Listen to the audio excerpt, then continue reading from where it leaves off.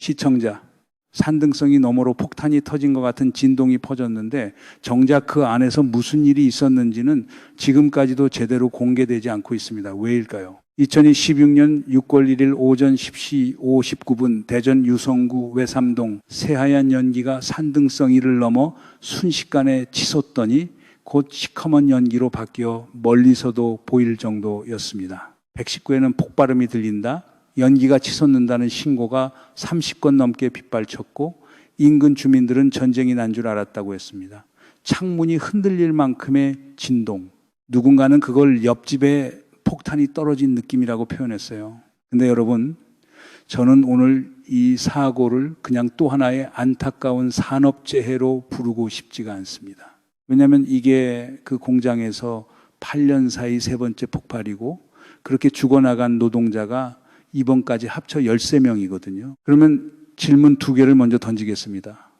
첫째, 회사는 위험한 작업이 아니었다고 했는데 위험하지 않은 작업에서 왜 사람이 5명이나 죽었을까요? 둘째, 8년 동안 똑같은 약속이 반복됐는데 왜 똑같은 죽음도 같이 반복됐을까요? 오늘은 이 사고를 표면, 동기, 그리고 결과 이렇게 3겹으로 뜯어보겠습니다. 그리고 미리 한 가지만 말씀드릴게요. 이건 운이 나빠서 어쩌다 터진 사고가 아닙니다. 한 가지 짚고 갈 게 있어요. 이번 사고 현장 사진이 거의 없습니다. 방송사 카메라가 공장 안으로 못 들어가요. 왜냐? 국가보안시설이라서 그렇습니다. 생산시설도 공정도 외부에 공개가 안 돼요. 그러니까 우리가 지금 보고 있는 건 산등성이 너머로 솟구치는 연기뿐입니다. 정작 그 연기 밑에서 무슨 일이 있었는지, 어떤 안전조치가 있었고 또 없었는지는 철저히 가려져 있어요. 그리고 바로 이 가려져 있다는 사실이 오늘 이야기의 진짜 핵심으로 이어집니다. 표면에서는 그냥 세척하다 터졌다고 합니다. 근데 물론 닦는 공정에서 어떻게 폭탄 같은 폭발이 일어나죠? 들여다보면 표면이 설명해 주지 않는 게 너무 많습니다. 하나씩 따라가 보겠습니다. 먼저 그날 무슨 일이 있었는지부터 정리하죠. 서울경제와 경향신문 보도를 종합하면 6월 1일 오전 10시 59분 하나에어로스페이스 대전 사업장 56동 세척공실에서 폭발이 일어났습니다. 당시 그 안에 있던 작업자는 모두 7명. 이 가운데 5명이 숨지고 2명이 다쳤어요. 한 명은 전신화상으로 생명이 위독했고 다른 한 명은 목에 가벼운 화상을 입고 치료 뒤 귀가했습니다. 폭발 충격이 얼마나 컸냐면 시신 훼손이 심해서 소방당국이 신원 확인을 위해 국립과학수사연구원에 감정을 의뢰해야 됐을 정도예요. 여기서 잠깐 멈추겠습니다. 숨진 5명이 누구였는지 꼭 보셔야 합니다. 오마이뉴스와 경향신문 보도에 따르면 5명 전원이 연구원이 아니라 생산팀 현장 노동자였어요. 그리고 그중 2명은 입사한 지 2년도 채 안 된 20대 후반 계약직이었습니다. 나머지는 50대 2명, 30대 1명. 한번 보세요. 가장 어리고 가장 고용이 불안정한 자리에 있던 사람들이 가장 위험한 현장의 맨 앞줄에 서 있었던 겁니다. 이건 우연한 배치였을까요? 이 질문 잠시 들고 가겠습니다. 오마이뉴스는 이 지점을 정확히 짚었습니다. 위험한 공정에서 비정규직 노동자에 대한 안전교육과 현장 배치가 제대로 이루어졌는지부터 따져봐야 한다는 거예요. 한번 생각해 보세요. 수십 년 일한 정규직 베테랑이 몸으로 익힌 노하우로 슬쩍 피해가는 위험을 들어온 지 2년 된 계약직 같은 수준으로 감지하고 피할 수 있었을까요? 위험을 가장 잘 모르는 사람을 가장 위험한 자리에 세우는 구조. 사고가 날 때마다 비정규직이 먼저 희생되는 이 패턴이 2018년에도 2019년에도 그리고 이번에도 똑같이 반복됐다는 게 진짜 무서운 대목입니다. 그럼 도대체 뭘 만드는 곳이길래 이런 일이 났을까요? 여기는 로켓 추진체. 쉽게 말해 미사일이 하늘로 솟구칠 때 뒤에서 불을 뿜는 그 엔진과 연료를 만드는 곳입니다. 대형 추진기관, 전술지대지 무기체계, 추진체, 혼화 충전 같은 걸 다루는 국가 전략무기 개발과 직결되는 시설이에요. 핵심은 이 고체 연료입니다. 이 고체 연료라는 게 안전전문가 이송규 씨의 설명을 빌리면 한마디로 폭탄과 똑같다고 합니다.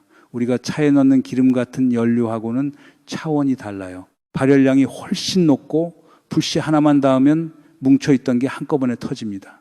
그 힘으로 로켓이 하늘로 올라가는 거예요.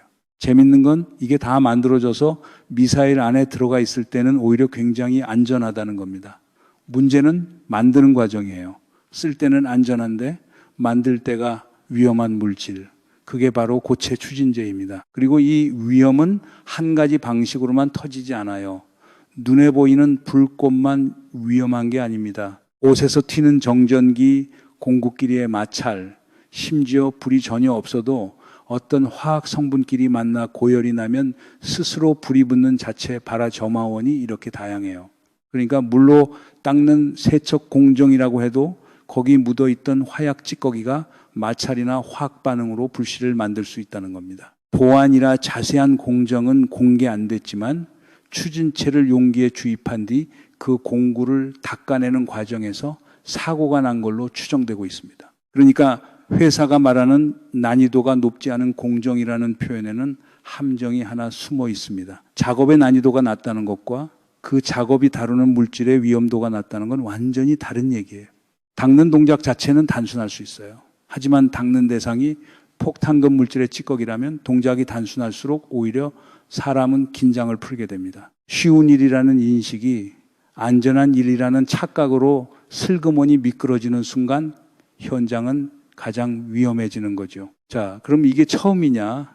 전혀 아니에요. MBC와 연합뉴스 보도를 보면 이 공장은 2018년 5월에 로켓 추진 용기에 고체 연료를 충전하다 폭발해 현장에서 둘이 숨지고 셋이 치료 중 숨져 모두 5명이 목숨을 잃었습니다. 사상자만 9명이었어요. 그리고 이듬해인 2019년 2월엔 추진체를 분리하는 이형 공정에서 또 폭발이나 3명이 숨졌습니다.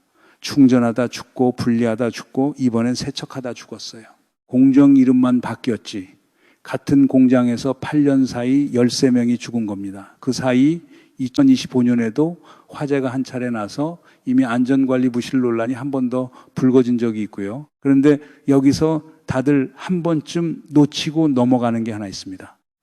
회사 측 설명을 한번 직접 들어보세요. 박재웅 대전사업장장은 사고가 난 작업장은 세척제로 공구를 닦고 정리하는 곳이고 크게 위험하다고 판단하지는 않았다고 했습니다. 화약은 물이 닿으면 위험성이 사라지기 때문에 물로 세척하는 작업은 위험한 작업으로 인식하지 않았다는 거예요. 자, 솔직히 여기서 끝내면 깔끔합니다. 안전하다고 믿었던 공정에서 예상 못한 사고가 한 번 났구나 이렇게 정리하고 넘어가고 싶어요. 그런데 진짜 문제는 바로 지금부터입니다. 물이 닿으면 안전하다고요? 아까 그 안전 전문가는 정반대로 말합니다. 물이라는 게요, 어떤 화약이나 화학 성분하고 만나면 오히려 수소가스가 나올 수 있고 그게 적정 온도가 되면 불을 끄기는커녕 오히려 키우는 역할을 한다는 거예요. 물로 끄는 게 아니라 물 때문에 더 번질 수도 있는 물질이라는 겁니다. 물로 닦으니 안전하다는 그 전제 자체가 전문가 눈에는 그렇게 단순하지가 않다는 거죠. 그러면 위험하지 않다는 그 판단은 도대체 어디서 나온 걸까요?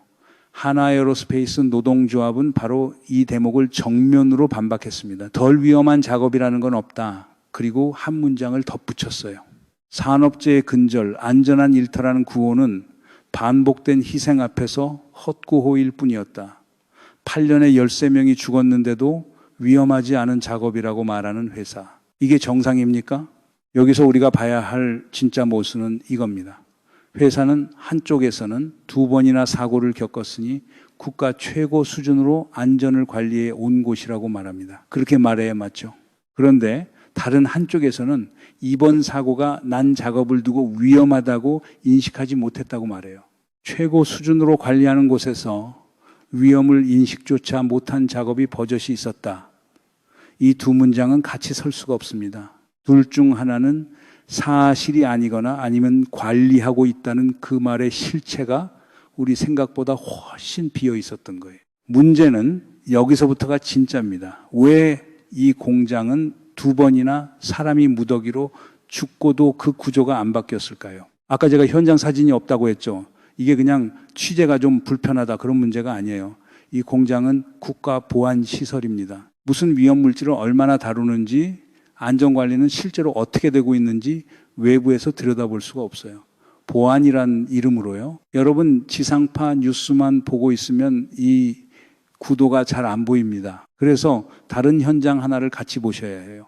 오마이뉴스가 충북보은의 하나 화약공장 인근 주민을 취재했는데 한 주민이 이렇게 말합니다. 이게 국가기밀이라는 이유로 안전점검 현황이나 내부 실태를 알고 싶어도 철저히 가로막혀 있다.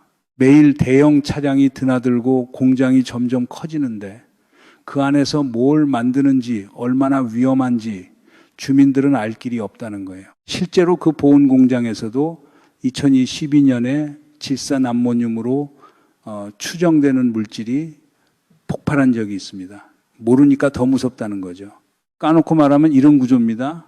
보안이라는 명분이 외부의 감시를 차단합니다. 감시가 차단되니까 사고가 나도 그 안에서 무엇이 어떻게 잘못됐는지 사회가 따져 묻기가 어려워요. 안전 약속도 회사 안에서 그 약속을 지켰는지 검증도 결국 회사 안에서 이러면 2번을 죽어도 3번째가 또 나오는 겁니다. 2번이나 무더기로 사람이 죽고도 구조가 그대로였다면 이건 단순한 헛발질이 아니라 사실상 방치에 가깝다는 지적까지 나오는 이유예요. 한번 따져봅시다.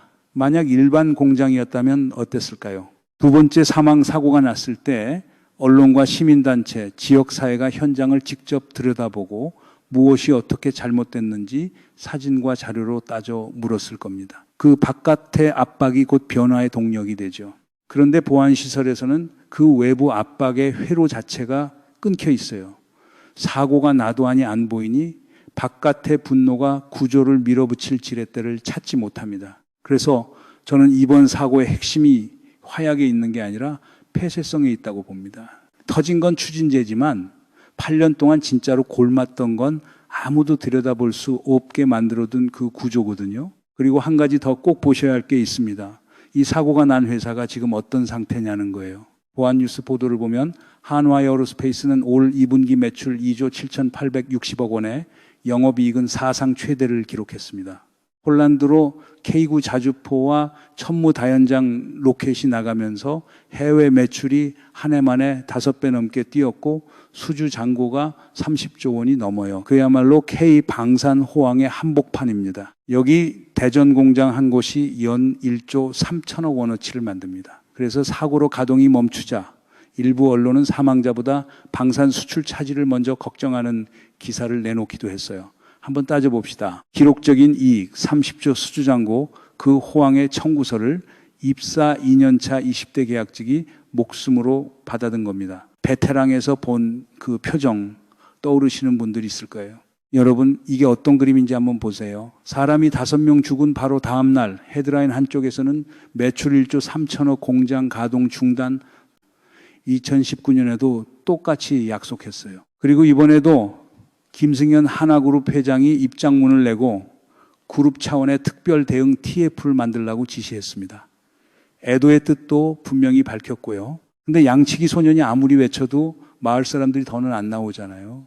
3번째 같은 약속을 우리가 이번엔 어떻게 믿어야 하죠? 바뀐 건 사고가 난 방의 번호뿐이었습니다. 충전공실에서 이영공실에서 다시 세척공실로 방번호만 바뀌고 죽음의 구조는 8년째 그대로였어요. 소 잃고 외양간 고치겠다는 말을 우리는 지금 3번째 듣고 있는 겁니다. 그런데 앞선 2번의 외양간은 끝내 제대로 고쳐지지 않았고요. 이제 결과를 보겠습니다. 크게 2갈래예요. 하나는 당장의 위험, 다른 하나는 책임의 문제.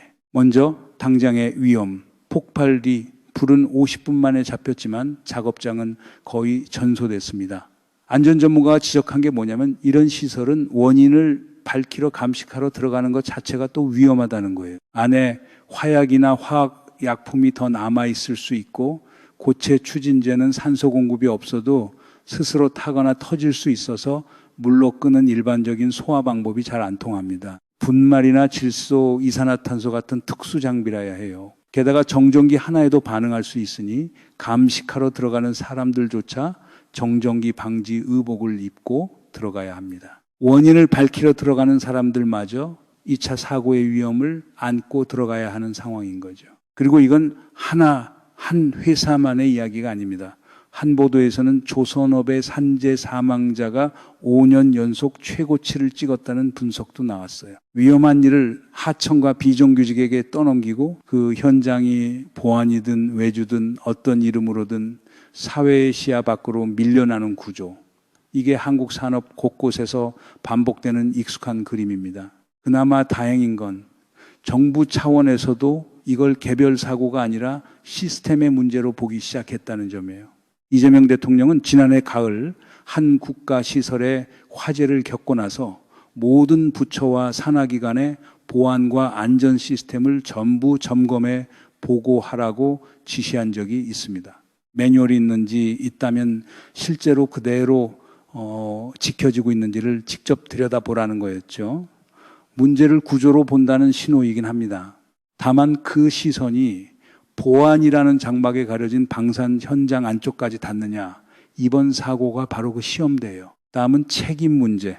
여기가 진짜 중요합니다. 고용노동부와 경찰은 중대재해처벌법과 산업안전보건법 위반 여부를 동시에 수사하기 시작했고, 대전노동청은 해당 작업에 작업중지 명령을 내렸습니다. 두 법의 차이를 잠깐 짚자면 산업안전보건법은 현장의 안전보건 책임자를 주로 보지만 중대재해처벌법은 그 기업의 경영 책임자까지 처벌 대상으로 본다는 게 핵심이에요. 2012년부터 시행된 이 중처법은 노동자가 한 명이라도 숨지면 안전보건 의무를 다하지 않은 경영 책임자를 1년 이상 징역 또는 10억 원 이하 벌금에 처할 수 있습니다. 게다가 같은 죄로 형이 확정되고 5년 안에 또 비슷한 사고가 나면 형을 2분의 1까지 가중하고요. 자, 그럼 세 번째 사고니까 이번엔 당연히 가중처벌이 되겠네요. 근데 여기서 기가 막힌 게 있습니다. 파이낸셜 뉴스 보도를 보면 2018년과 2019년 사고는 중대재해처벌법이 생기기 전, 그러니까 2012년 이전의 일이고 마지막 사고가 7년 전이라 가중처벌 기준인 5년도 이미 넘겼습니다. 3번을 죽였는데 앞선 2번이 법망 밖에 있어서 정작 가중처벌 대상에선 빠질 가능성이 크다는 거예요. 실제로 2018년과 2019년 사고 당시 관계자들은 업무상 과실치사 혐의로 유죄 판결을 받긴 했지만 그게 회사 구조를 바꾸지는 못했습니다. 여기서 우리가 같이 봐야 할 건 정부 대응입니다. 김영훈 고용노동부 장관은 이 사고를 수습하느라 국무회의 참석 일정까지 취소하고 현장 대응에 매달려 중앙산업재해수습본부 회의를 여러 번 위반이 확인되면 엄중하게 조치하라고 지시했습니다. 책임을 끝까지 묻겠다는 의지 자체는 분명해 보여요. 문제는 그 책임을 물을 도구인법 자체에 8년 전과 7년 전의 죽음들을 담아낼 칸이 없다는 겁니다. 반복 사고를 막으려고 만든 그 법이 정작 가장 오래 반복되어 온 현장 앞에서 헐거워지는 거죠. 이게 이번 사고가 드러낸 또 하나의 구멍입니다. 한 가지만 더 짚겠습니다. 대전노동청이 내린 작업중지 명령에 대해 생산 재개 시점은 아직 미정입니다. 회사로서는 하루에도 수십억 원어치 생산이 멈춰있는 셈이죠. 바로 여기서 우리가 끝까지 지켜봐야 할 긴장이 하나 생깁니다. 원인을 끝까지 규명하는 데 필요한 시간과 멈춰선 라인을 한시라도 빨리 돌리고 싶은 압박이 정면으로 부딪히거든요.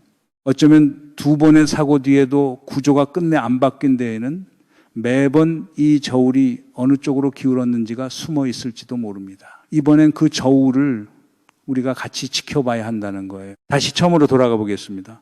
산등성이 너머로 솟구치던 그 연기, 주민들이 폭탄 같다고 했던 그 진동 말이에요. 주민들은 멀리서 폭탄 같은 소리를 들었습니다. 근데 그 폭탄 안에는 사람이 있었어요. 입사 2년도 안 된 20몇 살의 청년 2명을 포함해서요. 멀리 있던 사람은 진동을 느꼈고 그 안에 있던 사람은 돌아오지 못했습니다. 처음에 저는 이걸 운이 나빠서 터진 사고로 부르고 싶지 않다고 했습니다. 이제 그 이유가 보이실 거예요. 운이 나쁜 사고는 한 번입니다. 2번째부터는 경고고 3번째는 외면한 결과예요. 그래서 마지막으로 질문 하나만 남기겠습니다. 이번엔 보안이라는 이름 뒤에 가려져 있던 그 위험을 우리가 정말 끝까지 들여다볼 수 있을까요? 2번의 약속이 있었고 2번의 검증 실패가 있었습니다. 3번째 약속은 다를 거라고 지금 누가 자신 있게 장담할 수 있죠?